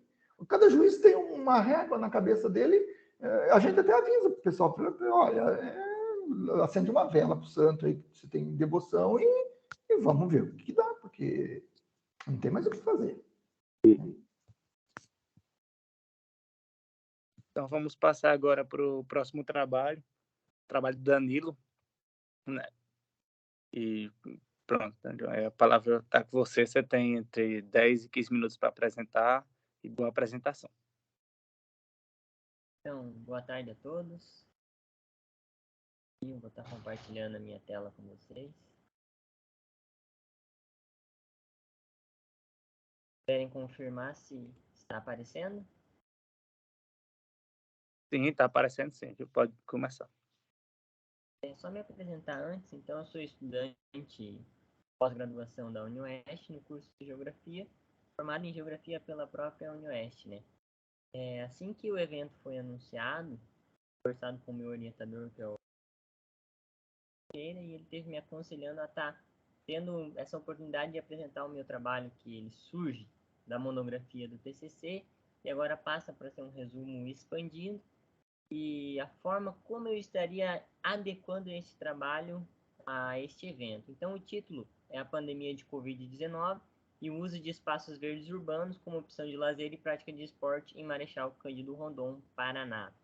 Eu penso principalmente no encaixe desse trabalho no evento, principalmente dentro do direito ambiental, aqui G7, direito agrário e ambiental, mas dentro da ponte ambiental, não necessariamente por eu ser da área de direito, mas sim da área de geografia, mas a gente consegue pensar um pouquinho como o espaço geográfico, dentro da perspectiva do direito ambiental, a gente consegue entender que a pandemia influenciou no uso da população dentro das áreas verdes, principalmente nesse quesito das áreas verdes urbanas. Mas, para não tomar muito tempo, vamos entrar na pesquisa. Introdução. A pandemia de Covid-19 tem origem pelo novo agente do coronavírus, que foi descoberto em 31/12/19, após alguns casos de registro na China, onde, em 2020, o vírus começou a se espalhar pelos continentes, começando na Ásia, Europa, África, Oceania, até chegar na América do Sul, especificamente no Brasil, onde se confirmou o primeiro caso de Covid-19 em 26 de fevereiro de 2020 na cidade de São Paulo. Essa primeira parte é só para dar uma retomada, uma contextualizada na pesquisa, que é onde tem o início da Covid, trazendo para o nosso contexto do nosso querido Brasil, e especificamente então na cidade de Marechal. A partir destes fatos, várias medidas de segurança foram tomadas no país para conter o contágio do vírus. Entre elas, as regulamentações de critérios para isolamento e quarentena que deverão ser aplicados pelas autoridades sanitárias em pacientes com suspeita ou confirmação de infecção por coronavírus. Essa pesquisa ela se inicia principalmente no ano de 2021, a qual inicialmente era sobre áreas verdes apenas, mas com a pandemia se tornou impossível continuar a pesquisa sem comentar como essa pandemia estava afetando com todos os seus níveis de segurança que foram tomados para conter o vírus. Então, essas medidas impactaram diretamente no espaço urbano de Marechal, modificando as práticas sociais como o lazer, o esporte, afetados com a maior permanência das pessoas em suas residências. Por mais que sejam benéficas diante das características do vírus, conforme afirmado por Souza e Trinity em 2020, essas medidas trazem outras consequências, como sedentarismo, estresse, depressão, ansiedade e outros sintomas maléficos à saúde. A ideia não é criticar as medidas que foram aplicadas por causa do coronavírus. Muito longe disso, mas é compreender como se deu esse processo e quais seriam as características negativas que podem trazer essas medidas dentro do conceito de um espaço ao qual foi afetado pela movimentação das pessoas tendo que ficar dentro de suas residências, não tendo seu acesso a um direito ambiental que seria as áreas verdes. Então, qual é a relação das áreas verdes com a pandemia? A situação da rápida evolução da pandemia alterou drasticamente a vida das pessoas, bem como vários aspectos da economia global. No Brasil, os desafios ainda são maiores, pois pouco se sabe sobre as características da transmissão da Covid-19 num contexto de grande desigualdade social, com populações vivendo em condições precárias de habitação e saneamento, sem acesso sistemático à água e em situações de aglomeração. Werneck e Carvalho, 2020. Como eu já comentei, a pesquisa é de 2021 e a grande base dela se baseia nos rápidos estudos que foram feitos durante o ano de 2020. Por esses motivos, se fez necessário estratégias para a contenção desse vírus no território nacional.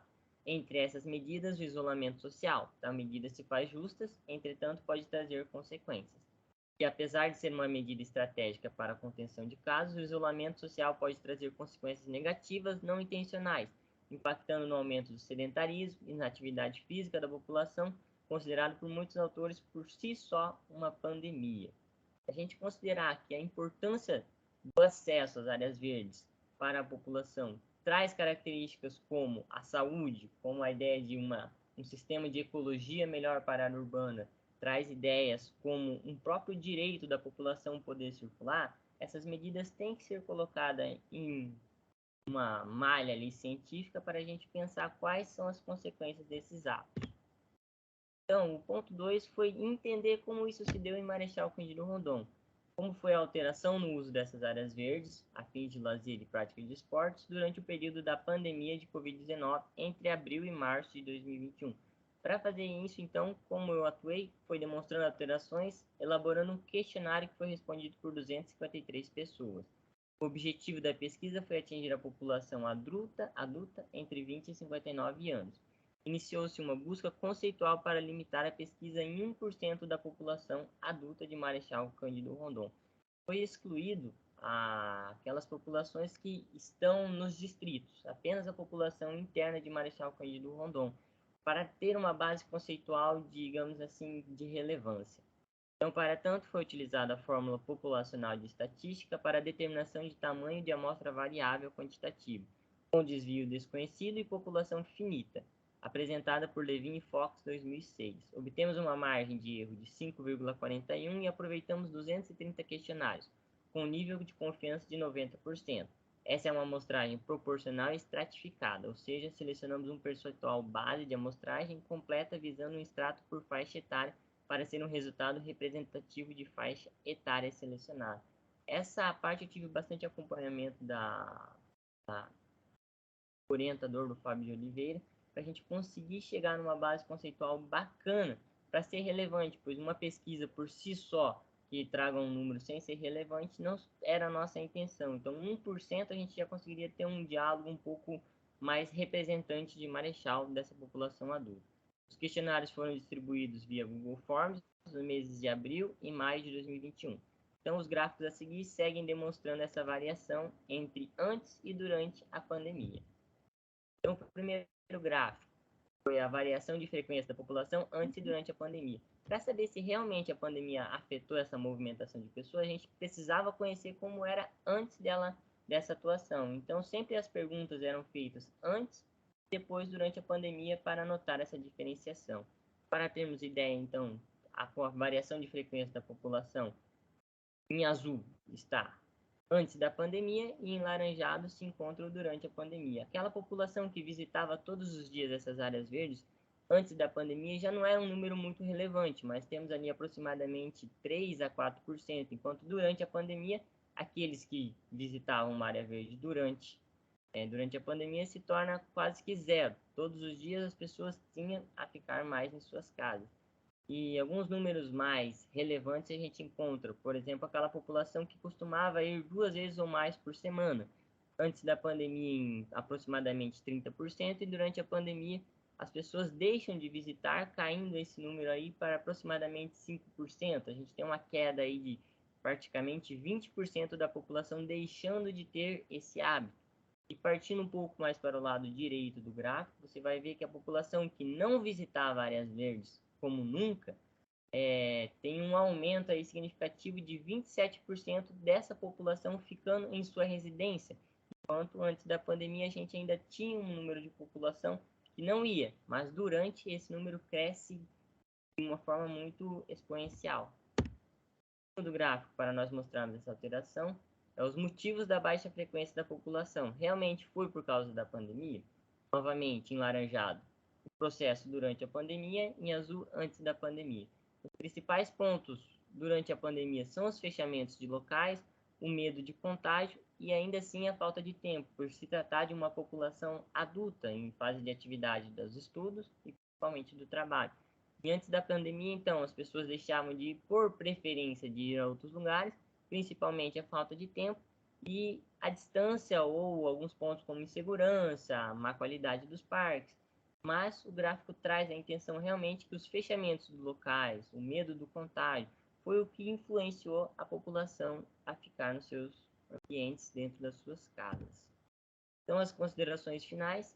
A pandemia de Covid-19 modificou a ocupação de diversos ambientes na cidade, como áreas verdes, escolas, universidades, hospitais, comércios e entre outros.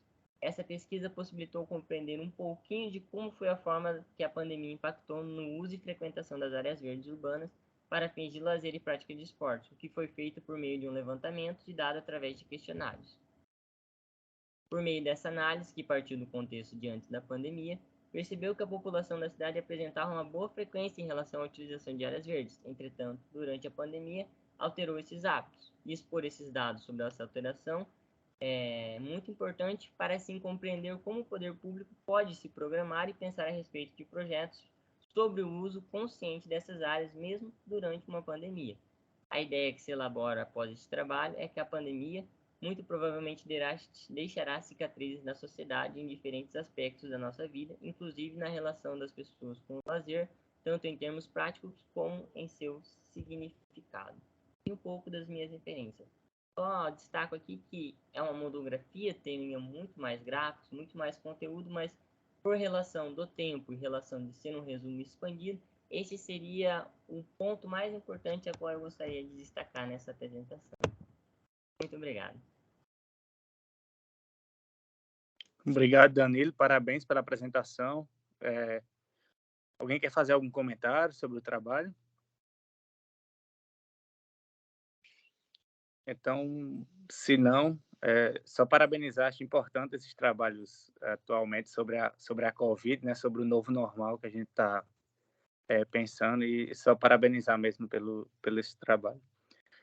Vamos passar para a última apresentação, que eu acho que a pessoa não está aqui, inclusive, pelo que eu estou vendo, que é a colega Paula. Então, deixa eu ver aqui entre os... ela não se encontra na sala. Trabalho sobre feminismo, sobre as mulheres. Então, eu acho que a gente pode finalizar por aqui, gente, só parabenizar a todos pelas apresentações, né? Bastante enriquecedora a tarde. Acho que pegou muito a parte do direito hoje aí. Para a gente que é de fora, eu fiquei em alguns trabalhos assim, fiquei meio tentando compreender as coisas, mas anotei muita coisa que vai servir para mim também aqui.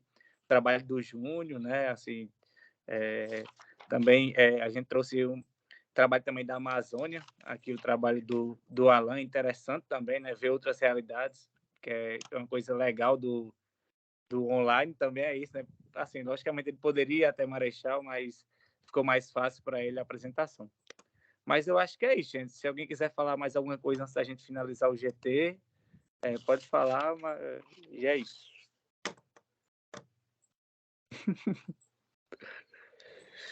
Então, obrigado pela paciência.